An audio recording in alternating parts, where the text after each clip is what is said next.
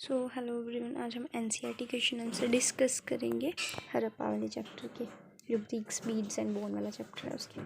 List the items of food available to people in Harappa cities, identify the groups who would have provided these. तो क्या क्या चीज़ें हड़प्पा में होती थी और कौन उसको प्रोवाइड करवाता था। तो क्या क्या फूड अवेलेबल होता था उस टाइम हड़प्पा में और वो कौन कलेक्ट करके लाता था। तो प्रोडक्ट्स टेकन फ्रॉम प्लांट्स, जो प्रोडक्ट्स हम प्लांट से लेते थे वो कौन लेके आता था, food gatherers. Flesh and fish होता था, hunter groups. Wheat, maize, millet, pulses, rice and other edible products, agricultural groups. ठीक है। The Harappan subsisted on plants and animal products. Wheat, barley, lentil, chickpea, sesame etcetera what are the main grains. Millets were consumed around Gujarat. Agriculture groups provide these grains. ठीक है, ये सब मिलता था। Consumption of rice was not common, its remain have been found at Lothal. Rice इतनी common नहीं थी, लेकिन उसके जो रिमेन्स हैं वो लोथल में फाउंड किए गए हैं। The Harappans also subsisted on meat of boar, deer, gharial, fish and, वो लोग मीट भी खाते थे इन सब का। All are based on animal bones found and studied by archaeozoologist. जो एनिमल बोन्स भी पाई गई हैं, जो कि स्टडीड की गई हैं आर्कियोलॉजिस्ट के द्वारा। How do archaeologist trace socio economic differences in Harappan society? What are the differences that they notice? जो आर्कियोलॉजिस्ट थे वो जो सोशल और इकोनॉमिक डिफरेंस को कैसे पता करते थे हड़प्पन सोसाइटी में, और क्या डिफरेंस उन्होंने नोटिस किया, तो वो डिफरेंसेस कैसे पता करते थे। ठीक है, सोशल और इकोनॉमिक बेस्ड पे। तो देखते हैं। Following strategies are use by archaeologist for tracing socio economic differences. ठीक है, ये स्ट्रेटेजीज का यूज़ किया जाता था इकोनॉमिक और सोशल डिफरेंसेस को फाइंड करने के लिए। स्टडिंग ब्यूरियल्स, जो मतलब ब्यूरियल्स होते हैं जो हम मतलब मरने के बाद बंदे की बॉडी नीचे दबा देते हैं, वो उसे ब्यूरियल्स कहते हैं। The burials in Harappa were अज्यूली लेड इन पिट्स। पिट्स होता है ना, जैसे एक डब्बे से में डाल के बंदे को नीचे दबाते हैं, तो burials laid in pits. The difference lay in the manner in which they were made and other things they contained. तो हमें पता कैसे लगता है कि ये ब्यूरियल्स अलग कैसे हैं, आम बंदे का कौन सा और दूसरे मतलब जो हाई लोग हैं उनका कैसे। वो क्या चीज़ देखते हैं कि वो किस चीज़ से बना है और उसके अंदर क्या है। वो किस चीज़ से बना है, जो पिट है वो किस चीज़ से बना है और उसके अंदर क्या है। The manner in which The burials were made by many historians marks of social differences. जिस चीज़ का बना, किसी का ऐसा हो सकता है कि मतलब ख़राब क्वालिटी और किसी की अच्छी क्वालिटी हो, किसी का सोने का हो, किसी का पित्तल। तो ये बताता है कि किस चीज़ का बना है जो पिट है। वो सोशल डिफरेंसेस बताता है कि अच्छे वाला तो अमीर का होएगा, गंदे वाला गरीब का होएगा। In the Harappan sites the dead were land laid in pit. At some instance the hollowed out space were lined with BRICS.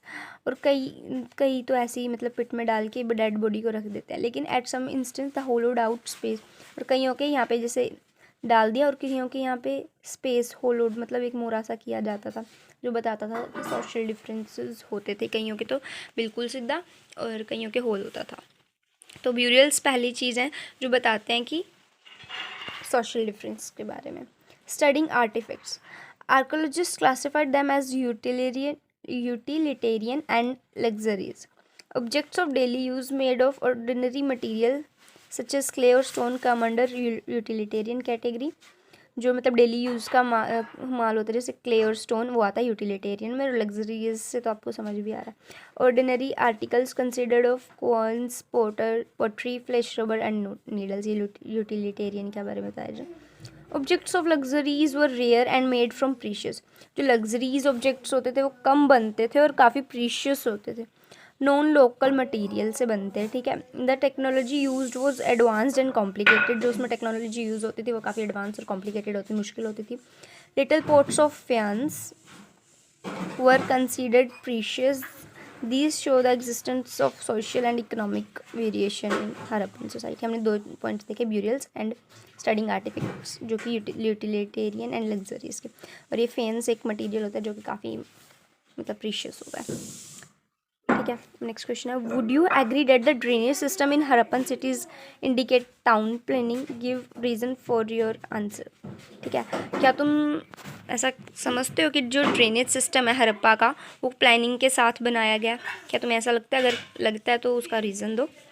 In the other words of Dr. A.L. Basham, no other ancient civilization until that of Roman has so efficient a system of drains. तो A L बशम कहते हैं ऐसी कोई भी civilisation अभी तक आई ही नहीं Roman के अलावा जिसकी प्लान ड्रेन सिस्टम हो, ठीक है. The range of the town below a remarkable skill in town planning and sanitation. जो टाउन है, the range of the town below a remarkable skill in town planning and sanitation with an eye to facilities and comforts of the city dwellers. मतलब जो planning and sanitation किया जाता है town में ताकि वो फैसिलिटेट कर सके और कंफर्टेबली लोग रह सके. ये तो ऐसे ही दे रखा है, मतलब प्लानिंग और सैनिटेशन कैसे वहाँ के लोगों को कंफर्टेबल कराने के लिए. तो yes, I agree with the given statement. I can cite following reason in support of my answer. The drainage system needed a planning for the execution. जो ड्रेनेज सिस्टम है उसको बनाने के लिए ऑब्वियसली एक प्लानिंग चाहिए होती है, उसको प्लान करके ही बनाना पड़ता है. It seems that first drainage were laid out and then houses were built along with the drains. तो ऐसा कहा जाता है कि पहले ड्रेन्स बनाई गई थी, गलियों में नालियाँ बनाई गई थी, उसके बाद घर बनाए गए थे. Every house was supposed to have at least one wall along a street to allow the domestic waste water to flow out in the street drains. हर एक घर की दीवार एक मतलब wall along a least one wall along a street. तो हर एक मतलब घर की दीवार उस स्ट्रीट से लगती है ताकि जो उसका घर का गंद और वगैरह है वो सब स्ट्रीट की ड्रेन्स में चला जाए. The plans of the lower town showed that roads and streets were laid out along an approximate grid pattern intersecting at right angle. जो लोअर टाउन है वो उसमें वहाँ पे बताया गया जो उसकी रोड्स एंड स्ट्रीट्स हैं वो राइट एंगल पे ऐसे इंटरसेक्ट करती हैं एक दूसरे को, जो कि ग्रिड पैटर्न फॉलो करते हैं. और ये सब देख के पता लगता है कि ये सब प्लानिंग के साथ ही किया गया. It appears that human settlements was made by planning from beginning. The city was restricted to fix area on the platform. मतलब ये बताया जाता है कि ह्यूमन सेटलमेंट भी बिगनिंग से ही मतलब प्लानिंग से ही शुरुआत की गई है, मतलब प्लानिंग से की गई है. और जो ह्यूमन सेटलमेंट जहाँ की जाती थी उसको मतलब ये एरिया, जैसे ये एरिया है इसको इसी में ही ह्यूमन सेटलमेंट होगी, बाकी एग्रीकल्चर या फिर इस सब चीज़ों के लिए मतलब the city was restricted to a fixed area on the platform. एक फिक्स्ड एरिया चूज़ कर दिया जाता था ह्यूमन सेटलमेंट के लिए. ब्रिक्स सन ड्राइड और baked were of standard ratio. The length and breadth of the bricks were 4 times and twice the height respectively.